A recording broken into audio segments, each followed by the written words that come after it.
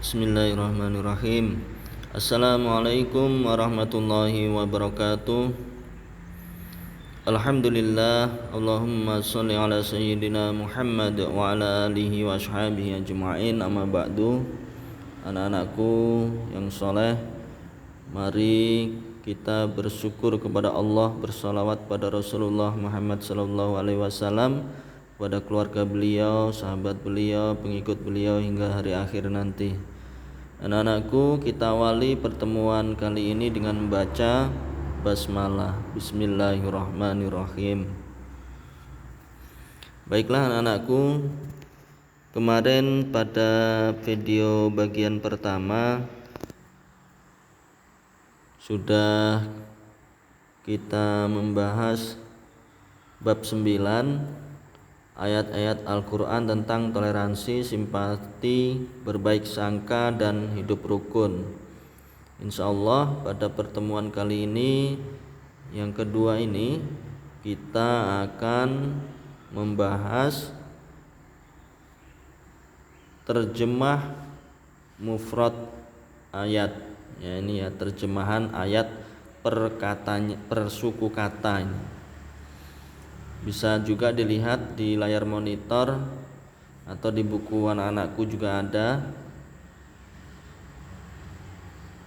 Kul, katakanlah, ya ayyuhal kafirun, hai orang-orang kafir, la a'budu, aku tidak akan menyembah, ma ta'buduna, apa yang kalian sembah, wala antum, kalian bukan, abiduna ma a'bud, penyembah Tuhan yang aku sembah, wala ana, aku tidak pernah, abidum ma abadtum, penyembah apa yang kalian sembah, wala antum abiduna, kalian tidak pernah menjadi penyembah, lakum dinukum, untuk kalian agama kalian, waliyadin, dan untukku agamaku. Ya, ini anak-anakku, ini ada terjemahan per suku kata ya. Ini untuk memudahkan anak-anakku untuk memahami arti kata Quran surah Al-Kafirun ini. Nanti hendaknya anak-anakku bisa menghafal Quran surah Al-Kafirun. Dipersiapkan saja untuk menghafal surah Al-Kafirun dengan baik dan benar, ya.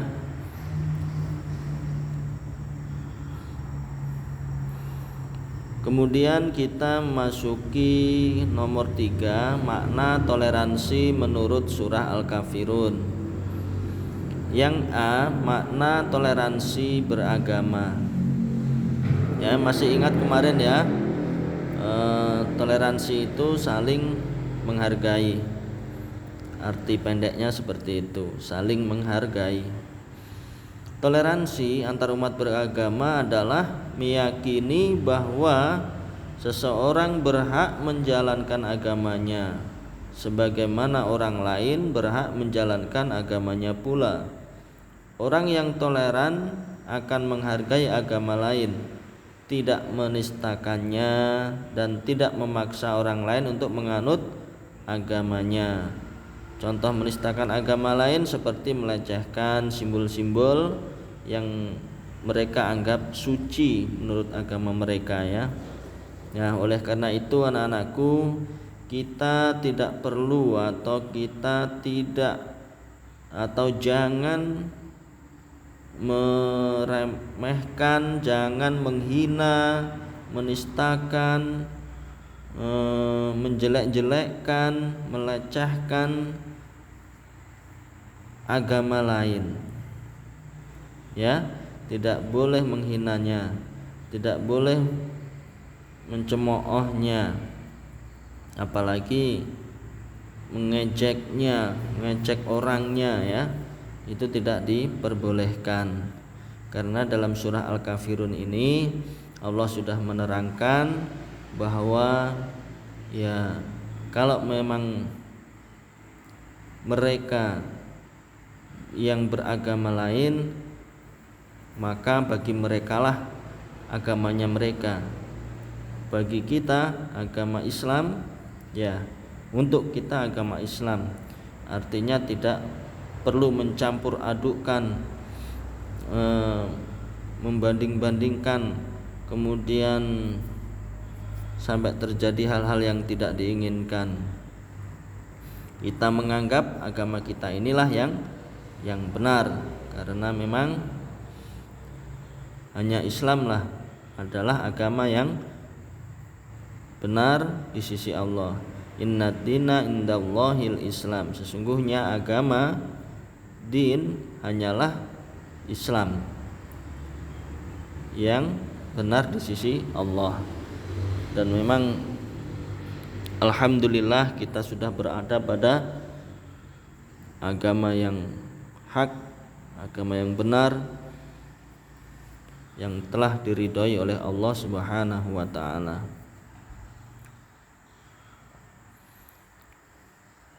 Selanjutnya adalah bagian B, asbabun nuzul surah Al-Kafirun. Ini sebab turunnya surah Al-Kafirun. Diceritakan pada suatu hari Al-Walid bin Al-Mughirah bersama tokoh-tokoh Quraisy yang lain menemui Rasulullah SAW. Mereka berkata, "Wahai Muhammad SAW, kemarilah, kami akan menyembah Tuhan yang engkau sembah. Akan tetapi engkau juga harus menyembah Tuhan yang kami sembah, sehingga kami dan engkau beragama secara bersama-sama. Jika agama engkau baik, kami akan mendapatkan kebaikannya. Jika agama kami yang baik, engkau juga akan mendapatkan kebaikannya." Nah, kemudian setelah terjadi dialog yang ditawarkan oleh tokoh-tokoh Quraisy kepada Nabi Muhammad, ditawarkan agar Nabi Muhammad itu menyembah Tuhannya orang-orang Quraisy.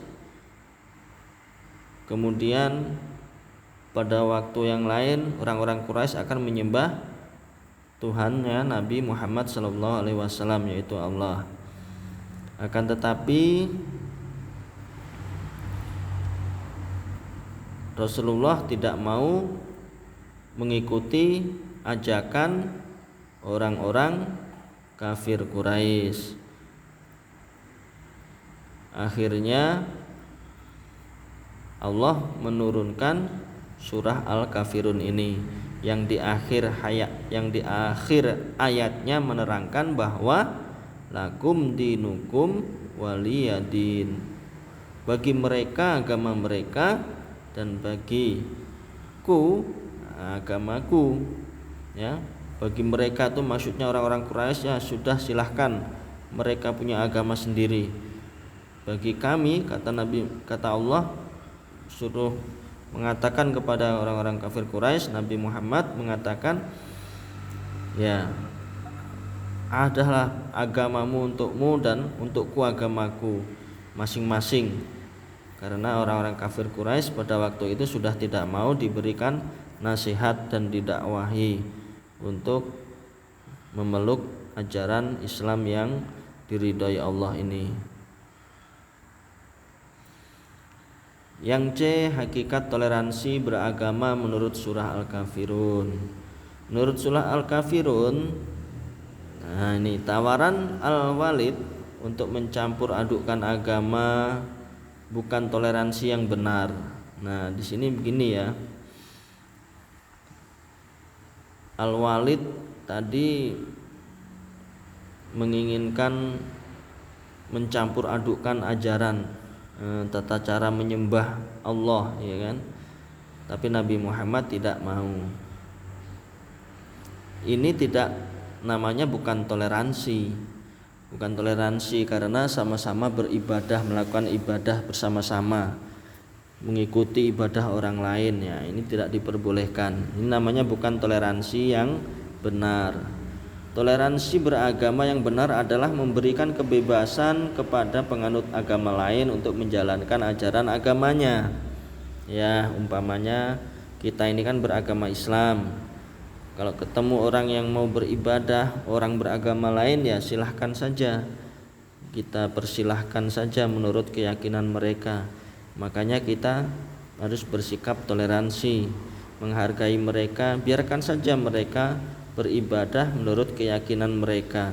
Menurut mereka agama mereka benar, ya silahkan.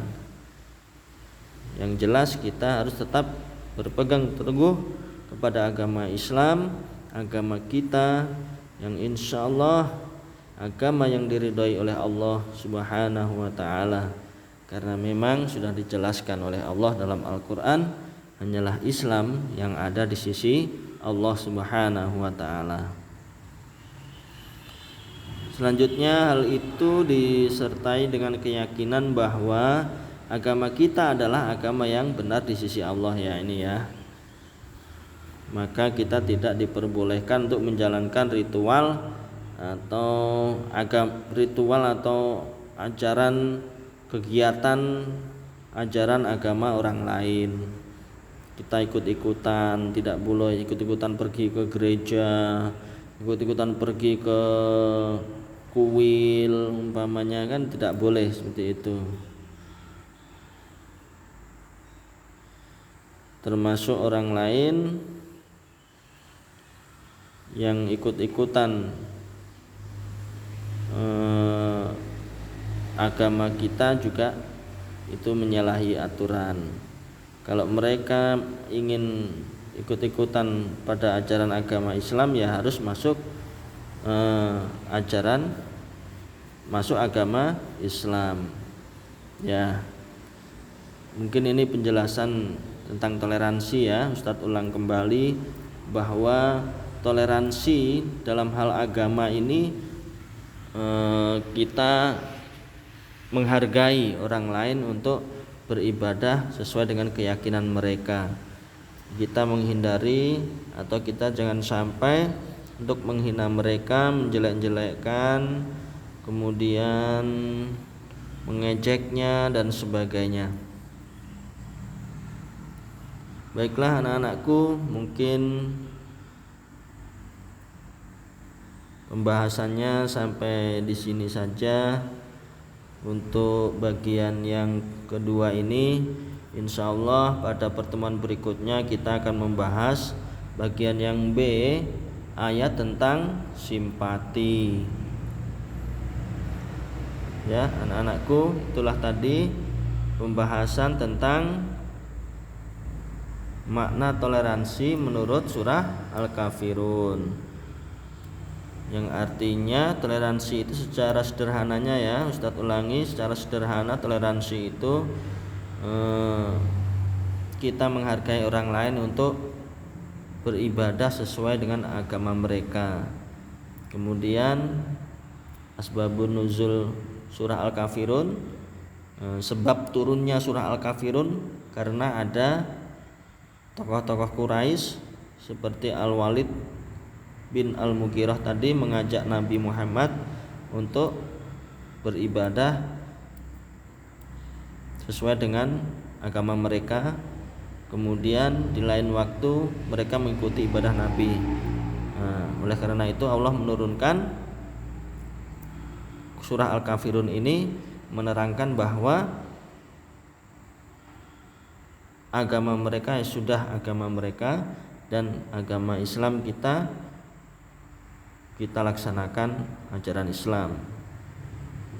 Kemudian hakikat toleransi itu tadi ya, kita tidak mencampur adukkan ajaran, masing-masing memberikan kebebasan kepada pemeluk ajaran masing-masing untuk menjalankan ibadahnya.